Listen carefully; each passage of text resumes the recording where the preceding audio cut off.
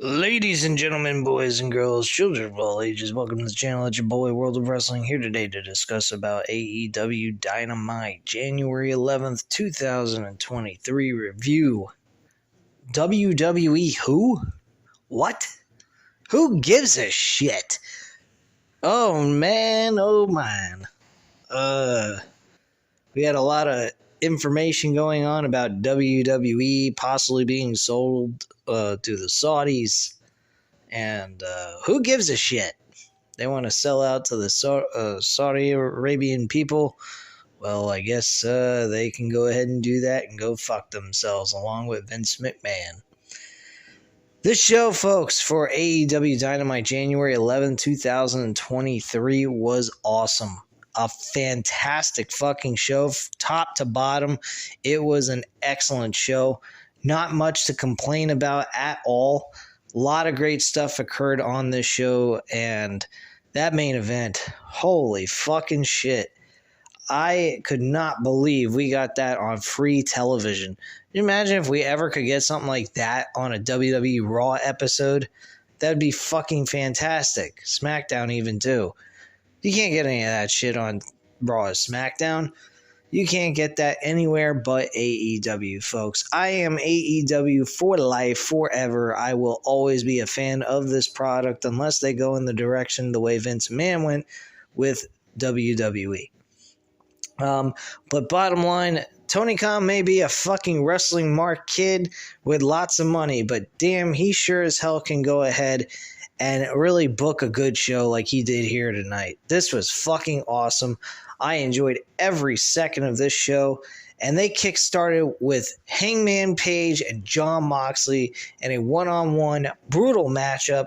This matchup ended with Jon Moxley losing to Hangman Page with the buckshot lariat, ending up getting I would say a worked concussion. I don't believe this is an actual real concussion.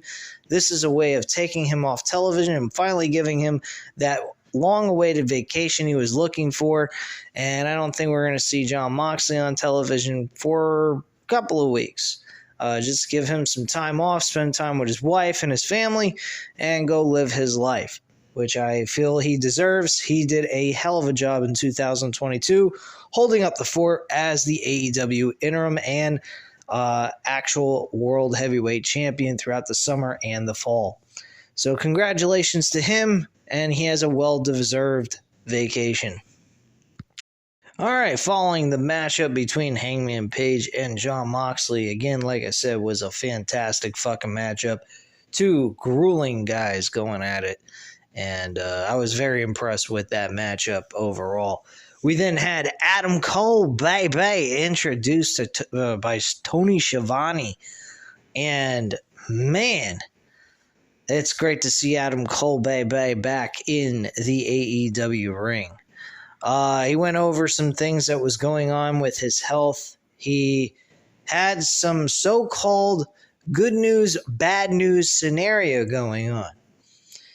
The good news is he was extremely happy with everyone being very supportive of him coming back to AEW, being healthy, and even if he can't come back to pro wrestling, at least be healthy and safe with his family. He took that highly, he was very happy with the comments and everything else that was mentioned to him through social media. He almost looked like he was about to cry a little bit. And got a lot of respect for Adam Cole. He came back with a different attitude. He looks like he's a face now in AEW. I like that idea. I think him being the guy to take the title off of MJF at the end of this year while Adam Cole is on a winning streak, and same for MJF, I think would be a fucking classic of a match for these two guys who are undefeated going at it. Well, they're not undefeated technically. They've suffered losses. But being on this long winning streak throughout the year of 2023, I think would be an excellent way of closing out MJF's title run and giving the title over to Adam Cole. That would be my best bet where I would go with this. and I think that would be an excellent idea. Adam Cole basically kind of played possum a little bit, if you want to use the terminology as playing possum and faking out the audience, making them think there was actually any bad news worth mentioning, and there wasn't. He actually came out with some really good news. He's back, and he's got some real bad intentions for the rest of that locker room back there, and he's going to waste every single one of them and become the king of the mountain in AEW, becoming the AEW World Heavyweight Champion. I absolutely love that idea, and I think Adam Cole winning the AEW World title would be the best idea at the end of this year. Next up, we had a match between with Hangman Page, or not Hangman Page, Jungle Boy and Hook against Lee Moriarty and Big Bill. Oh boy. Good old Big Bill at it again, doing his thing. Wish they changed his fucking name, because it absolutely fucking sucks. It's the worst thing on this damn show. This match wasn't great, wasn't terrible, but it was pretty decent. Hook got some time in the ring with some decent names. I like the idea of Hook actually tossing Big Bill around. That was very impressive, and Big Bill actually helped him out with that as well.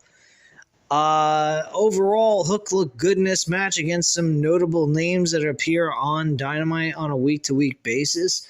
So I actually was very pleased with what Hook did here in this matchup, and Jungle Boy picked up the victory for his team with the snare trap submission hold, and Lee Moriarty tapped out at the end of this match. Overall, this was not terrible, but it was not something I totally cared about. But it was nice to see Hook and Jungle Boy working as a team. We had a segment backstage with Paul Walter Hauser, the winner of the Golden Globe Awards from last night. He appeared at the AEW Dynamite episode here tonight with the Best Friends, along with Orange Cassidy. And this was very weird. Felt a little like a WWE type of segment, in my personal opinion. But truthfully, I, didn't particularly care for this. They had Danhausen back there with Orange Cassidy and the Best Friends. Seems like the Best Friends are falling apart. They don't seem like they're the same best friends they used to be. Looks like Trent Beretta and Chuck Taylor are having a little bit of differences with one another. Next up, we had the one-on-one match with Bryan Danielson and Takashka. And this match was really fucking good. Bryan Danielson won by a knockout submission hold at the end of all of this. Before the match even took place, we had MJF come out after Takashka actually had his entrance, and MJF just shit all over Takashka by saying, "So your name is Take a Shit?" I'm like, what? Holy shit, man. He demoralized him, and and then Takeshita just went ahead and said something in Japanese, and he says, "I'm sorry, but here in America, we speak American. So you think maybe you can go ahead and do that for all of us so we understand what you're saying?"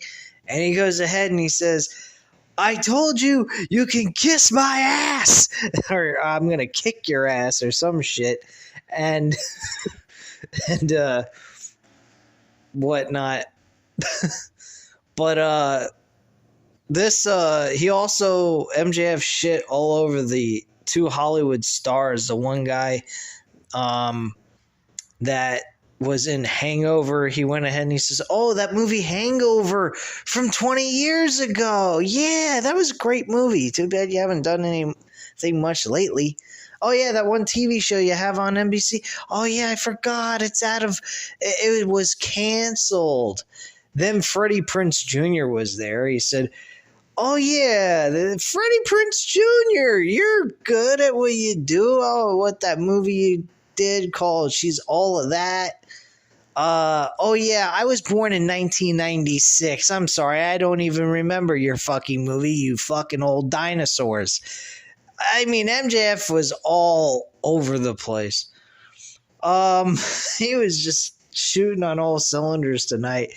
And he went ahead and he directed the comments being made about him not being able to beat Bryan Danielson or have the stamina to compete with Bryan Danielson in a Iron Man match. He went ahead and he said, if you think I have a problem with stamina, you ought to go ahead and ask Bryan Danielson's mother, girlfriend, or his sister, and his past girlfriend, and let them, and they can let you know that I actually have the ability to go a full hour.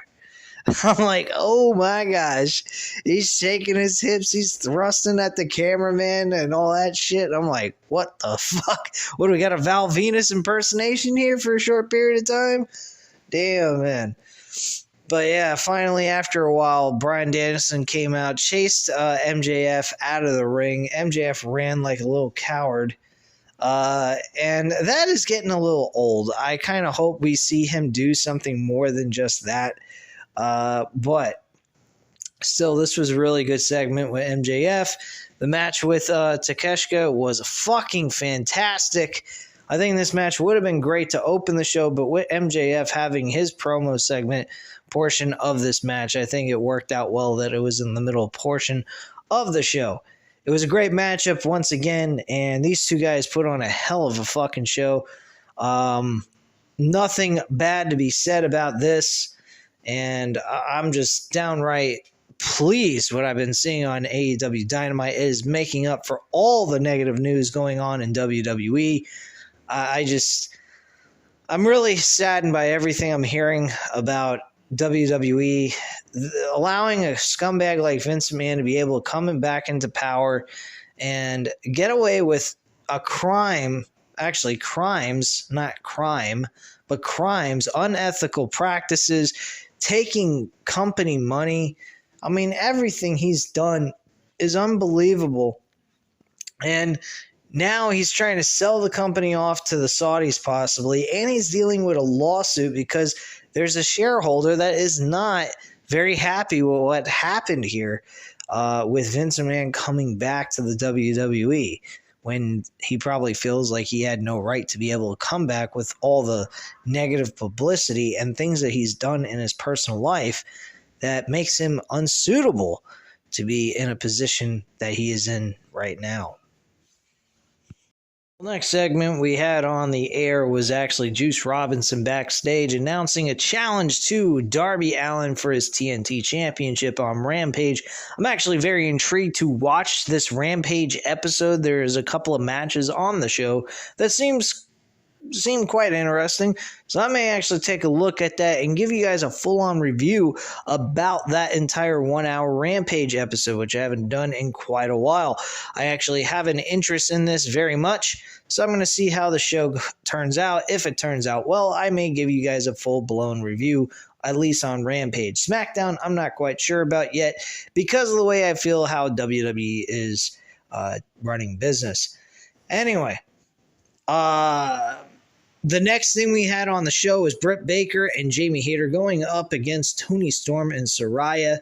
I honestly was very disappointed that Mercedes Moné did not show up here tonight. There was probably some reason, possibly.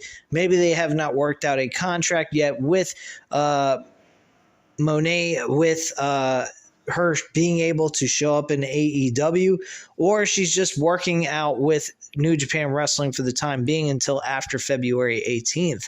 I'm not sure one way or another. We should see how things unfold. I will continue to look for some stories about that just to give you guys an update on what's going on with Mercedes Moné and AEW business-wise, in seeing if they've made a deal with one another, with Mercedes Moné actually performing for AEW for a period of time.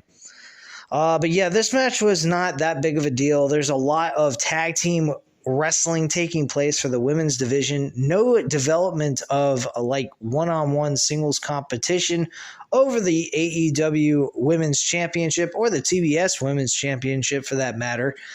Just a lot of random tag team matches for the women's division by the co-main event, I would say. Nothing really special happens in any of these matches.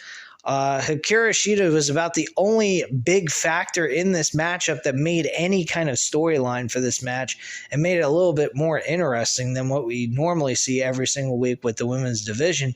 So basically, what happened is Hikaru Shida threw a kendo stick in the middle of the ring, but looked like she threw that kendo stick more close. She threw the kendo stick closer to Jamie Hayter.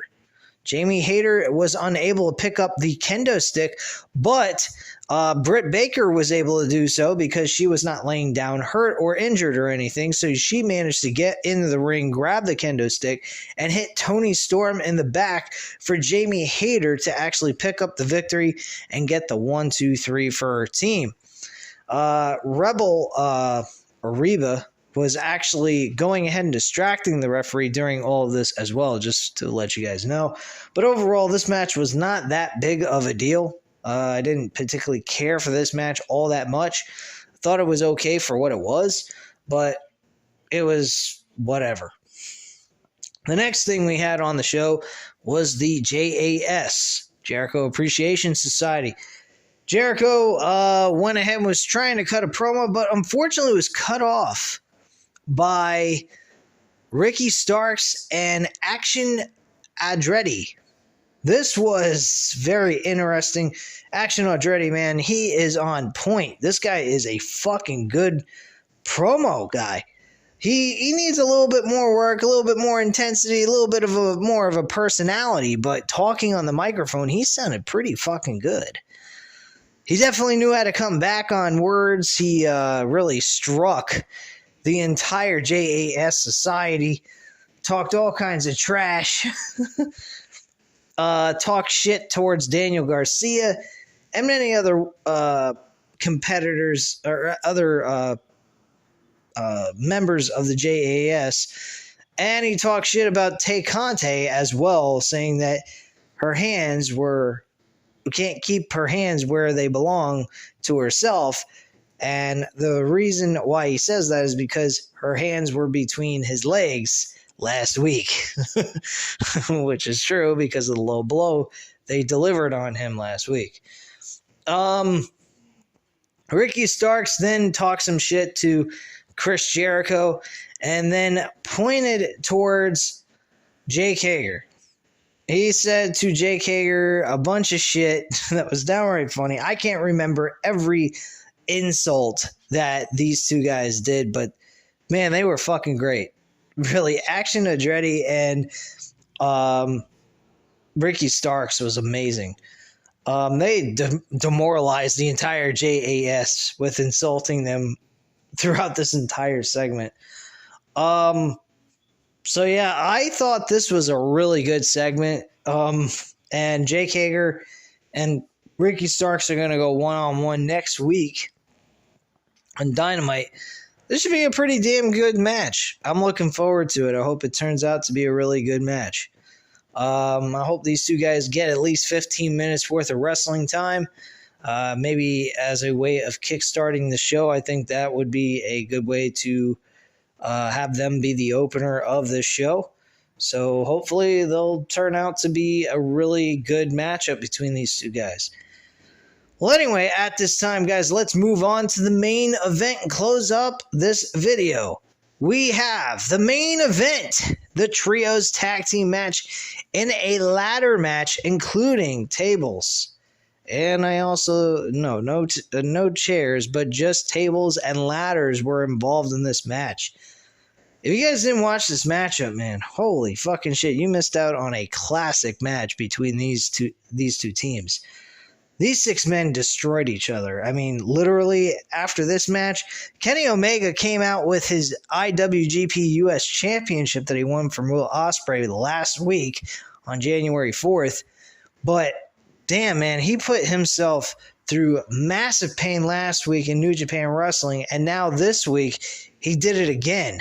I hope he didn't do any actual wrestling throughout the week leading up to this match that he had tonight, because damn, he must have been hurt, and he still had the bruising on his eye that he had at the Wrestling Kingdom 17 event. So I don't know, man. That looked pretty bad. What happened to him in New Japan Wrestling? And still, you could notice some kind of swelling on the eye when he had that matchup here tonight. But man, he fucking killed it. Pat killed it. The Lucha Brothers, Ray Phoenix and Pentagon Jr., they were awesome. Everybody was doing their job in this match. It was a spot fest nonetheless, but it was a fucking amazing matchup. Very fast pace. You had to keep your eyes on that screen at all times or you would miss something in a heartbeat. This was an excellent matchup. Overall, a great main event. Something you could have utilized for a pay-per-view main event even if you wanted to. These guys just, they were awesome. I mean, there's no doubt about it. These guys put each other through enormous amount of pain, and I'm just very happy what they did here tonight. It makes up for all the negative shit we've been hearing in the news about WWE, and it just makes me feel all happy inside to know that AEW and TK have their fans back and want to give us the best wrestling product that they can possibly give us. I just hope that if there is any chance that CM Punk is coming back to AEW, that he doesn't do the same dumb shit he did the last time he was here. I hope he goes ahead, has a different attitude, realizes and is actually humble and not just pissed off about everything. Actually talk to people if he's got a problem and work things out instead of, airing their dirty laundry out in the public, because they don't need to do that. They're a really good company. Tony Khan values CM Punk. Tony Khan values truthfully everybody in that company mostly, that put their all into what they do in the middle of that ring and what they do on the microphone to help build storylines. This guy is a hell of a dude. I know I've talked shit about him in the past about being a wrestling mark. But at the end of the day, guys, Tony Khan really values his customers, his fans, and he values the people that work for him as well. I mean, with all due respect, I mean, it is kind of weird that he hugs his performers and shit, but I honestly believe he does that out of respect for them, showing them the gratitude he has for them for what they do for his company, bringing him in tons of money to help him and them become what they are today. And I greatly appreciate what he has done for this company despite some of the mistakes he's made with booking decisions and just how he deals with the performers as well. But overall, I think the guy truly has his best interest with this company, and I think we should technically all give the guy somewhat of a break from the mistakes he has made based on what we have seen the last couple of weeks. He straightened out all the problems with CM Punk, with that drama and all that shit, and got things back on track. I have to give him a lot of credit. I also think that he is trying to reach out to people who are more experienced in the wrestling business so they can help him do a better job in handling storyline building, and also on top of that, trying to get a hold of the company as a whole and get these performers under control so that they're not going out of whack and driving him fucking crazy. So I think that is a lot to do with it. I think Jericho and Bryan Danielson's leadership in the locker room has helped Tony Khan out a lot, which was a very smart move on Tony Khan to do that, as well as hire someone who is very experienced in the production portion of television that formerly worked for WWE for a long period of time. So overall, going into the late portion of 2022 into the new year of 2023, I think Tony Khan has made some serious positive changes with this product. I think he is going to continue to do so. I do miss some of the coloring schemes that we saw on AEW when it originally started. This new color scheme seems to me a little bit of a Raw SmackDown type of thing. So I'm not quite sure if I like the color scheme so much, but the action in the ring and what we see from these guys are still the same, and I absolutely fucking enjoy it. Anyway, at this time, guys, that's all I have to say about this review. This was a very good show. If you missed it, go back and watch it. It's a fun fucking 2-hour episode that flies by quicker than you can shake a stick, and you'll enjoy every second of it. Anyway, guys, at this time, you know what to do. Hit the like button if you like the video. Hit the subscribe button if you're not already subscribed to the channel, and leave a comment down below, and I'll definitely get back to you on that. Thank you guys very much for watching, and have a great night, guys. Bye.